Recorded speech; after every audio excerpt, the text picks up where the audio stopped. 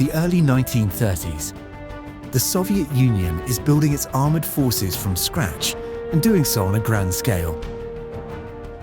The dominant doctrine was Marshal Tukhachevsky's theory of deep operations.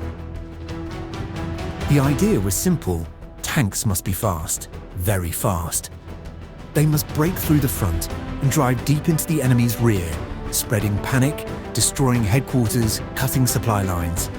For this doctrine, the BT series tanks were ideal: Bystro-Hodny tank, meaning fast tank, light, high speed, maneuverable. On tracks, 45 kilometers per hour. On wheels, 72. Soviet military leaders were delighted. It seemed here was the formula for victory. But this doctrine had a fatal flaw, and one designer understood it before anyone else. 1936. Kharkov. The Kharkov Locomotive Factory. The new chief designer of the tank department, Mikhail Koshkin, 38 years old, mechanical engineer. Previously worked at the Leningrad Kirov plant. Koshkin studied the BT series tanks carefully and reached a conclusion that many considered heretical. The BTs were too light, armor too thin.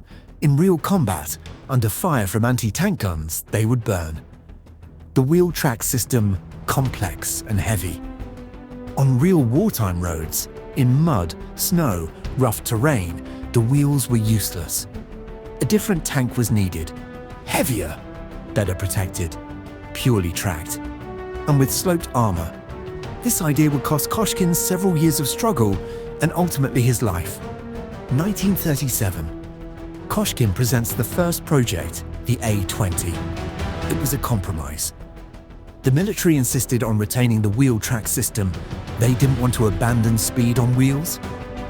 Koshkin conceded, but secured the key point: sloped armor was included in the design. 20 millimeters of sloped armor at an angle effectively performed like 35 for 40. This was a revolutionary decision for Soviet tank design. The A-20 was approved. But Koshkin didn't stop. In parallel, without official permission, he began work on another project, purely tracked, with thicker armor, with a more powerful gun. He called it the A-32, and that was a genuine revolution. The A-32 was what the A-20 should have been, if the military had given Koshkin complete freedom. Purely tracked, no wheels, no unnecessary complexity. Armor of 30 millimeters instead of 20. And crucially, a 76 mm gun instead of the 45 mm, 76 millimeters. That changed everything. Such a gun could destroy not only infantry fortifications, but any enemy tank in existence. Koshkin presented the A-32 to leadership, unofficially, as an alternative. The reaction was mixed. The military was skeptical about abandoning wheels. Officials were outraged by the unsanctioned initiative. But one person recognized the value of the idea. And that person was People's Commissar of Defense Klement Voroshilov. Autumn 1939. A proving ground near Moscow. Comparative trials of the A-20 and A-32. The trials lasted several weeks. Both tanks were driven across every type of terrain: mud, sand, snow, steep slopes, water obstacles. They fired, they maneuvered. Reliability was tested. The results spoke for themselves. The A-32 demonstrated superior cross-country performance. Wide tracks gave lower ground pressure. The tank passed terrain where the A-20 bogged down. The purely tracked system proved more reliable and simpler to maintain. Military observers were impressed. But they had one remaining question: 30 millimeters of armor, not enough. More was needed. Koshkin immediately proposed the next step, the A-34. Armor of 45 millimeters, diesel engine, 76 mm gun. Permission was granted. Work began. One of the most important decisions in the creation of the A-34 was the choice of engine. Most tanks of the era, German, British, American, used petrol engines. Petrol burned well. too well. A tracer round or shell fragment hitting the engine compartment and the tank became a torch. Soviet engineers developed the V2 diesel engine. Diesel fuel ignited at significantly higher temperature. This didn't make the tank entirely fireproof, but it substantially reduced the risk of fire. On the Eastern Front, this saved lives every single day. German tankers who captured the first T-34 swear as Tamusht, a diesel engine on a medium tank. They hadn't expected that. They called it an incomprehensible Russian technology. In reality, it was simple engineering logic, which, for some reason, no one else had applied. Sloped armor, an idea so obvious that it's hard to understand why it hadn't been applied before. A 45mm steel plate mounted vertically, that's 45mm of protection. The same plate at 60 degrees, a shell travels through it diagonally, traversing nearly 90mm of steel. Plus, ricochet. Shells frequently glanced off the angled surface without penetrating.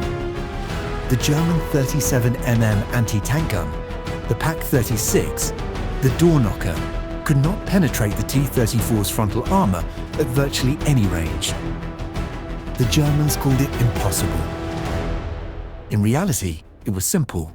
Koshkin's genius lay not in inventing something fundamentally new, but in insisting on applying this solution when everyone around him said it was unnecessary complexity. Sloped armor saved thousands of lives. March 1940. The moment of truth. Koshkin made a decision to deliver two A-34 prototypes from Kharkov to Moscow on his own, on winter roads, off-road, 1,000 kilometers. Officially classified, the tanks were not to be seen by outsiders. They moved at night, stopped in concealed locations.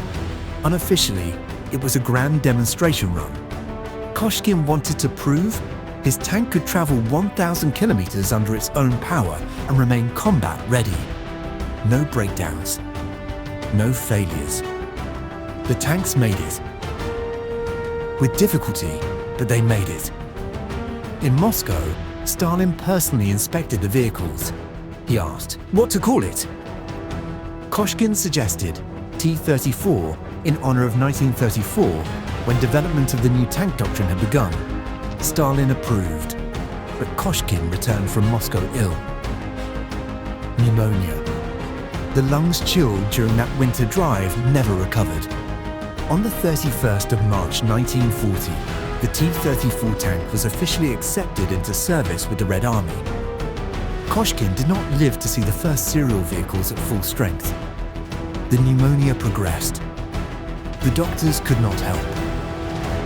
On September 26, 1940, Mikhail Koshkin passed away. He was 42 years old. The war began 9 months later. Koshkin never saw his tank in combat, never saw the T-34 stop the German advance on Moscow, never saw Stalingrad, never saw Kursk, never saw Berlin. He died knowing only one thing: his tank had been accepted into service. His idea had won. The rest, the machine did on its own. The 22nd of June 1941, Germany invaded the Soviet Union. German tankers and artillerymen encountered the T-34 and couldn't understand what was happening.